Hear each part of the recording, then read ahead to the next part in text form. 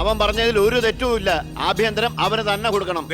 ആഭ്യന്തരം വിട്ടിട്ട് കാലിരിക്കില്ല. അഭ്യന്തരം എന്ന് പറയാൻ തനിക്ക് എന്ത് യോഗ്യതയാണോ ഉള്ളത്? മന്ത്രിസഭ ഉണ്ടാക്കാൻ അവൻ വേണം. കൃഷ്ണകുമാർ തനിക്കറിയോ? എന്നെ ഒന്നും വന്നേ. അവൻ പിണങ്ങി പോയതാണോ? കാര്യം കാണാൻ കഴുതക്കാരും പിടിക്കണം. ഞാൻ ആരുടെ കാല് പിടിക്കണം എന്നാ പറഞ്ഞേ? തന്റെ കാല് പിടിക്കണോ? തന്റെ മോന്റെ കാല് പിടിക്കണോ? ഞാൻ ആരുടെയും പിടിക്കാൻ തയ്യാറാ. ഒന്നുകൂടെ ആലോചിച്ചിട്ട് പോരെ പക്വതയില്ലാത്ത ഒരുത്തന്റെ കയ്യിൽ ആഭ്യന്തരം കൊടുക്കാൻ. അവന്റെ പിറകിൽ ഞാനില്ലടോ. അവനെ മുന്നിൽ നിർത്തി ഞാൻ ഭരിക്കും. ആരൊക്കെ എന്തൊക്കെ പറഞ്ഞാലും ആഭ്യന്തരം ഞാൻ വിട്ടു തരില്ല. തനിക്ക് കൈയിട്ട് വരാൻ പറ്റിയ ഒരു വകുപ്പ് തന്നാ പോരെ? തരാം. എങ്കിൽ വനം മതി. നമുക്ക് സാവധാനം വെളുപ്പിച്ചെടുക്കാം. അതിന് യോഗ്യതയിലൊന്നും മാത്രം ആരും പറയരുത്. കാരണം ഞാൻ കാടിന്റെ മകനാണ്.